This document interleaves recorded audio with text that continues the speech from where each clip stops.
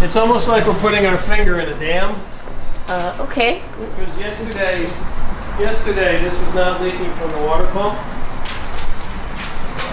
And now, Oh man. that's coolant, which is spinning out of the back side of the water pump. So you had a system that did not have full pressure. You had a coolant system that when pressurized operates perfectly at perfect temperature. Okay. The flange was leaking on the complete other side of this system. That's power steering fluid, but no need to worry about that right now. Okay. The flange was leaking on the other side, which is completely dry now. Okay. But all it did in the course of driving was look for the next weakest component. And that weakest component was the water pump, which is back behind this pulley, which is driven off of this drive belt and the timing belt. Okay.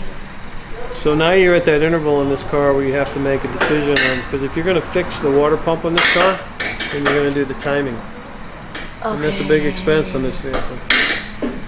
So I've got it filled up at this point in time to the proper level, but you went through that in one day to where your sensor is working perfectly. Okay. It actually triggered it, threw the red light on and said, hey, you're low in coolant. Right. And you weren't dangerously low. Okay. You were just low about that much in the reservoir. Okay. But 3 more days of driving like that and you're dangerously low. Okay. So at this point in time, what's this have on 150,000 miles? Is that what No, I it saw? has on less than that. Does it? Yeah, it's like 114 or something. Okay. The timing belt on this car then has never been done. Okay. That's when I normally see these cars for sale, because people don't want to be burdened with the expense. It's a full day operation on this car, and doing a timing belt on this costs over $1,000. Okay. Yeah. That's why people sell them at that interval. Okay. So it's the kind of thing where I can do one of two things. I can put as much coolant in here as this car will hold, and you'll be filling it up every day or every 2 days. Which is what I've been doing. Correct.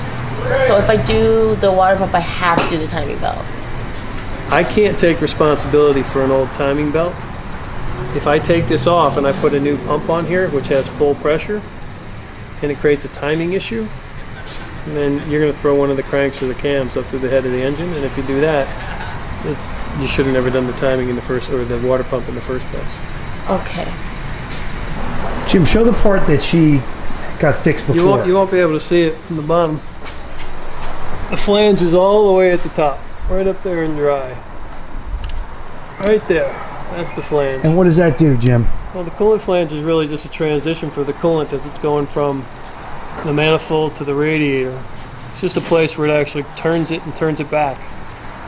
It's almost like an oscillator. It's almost like stirring a cup of tea. So the water pump is leaking.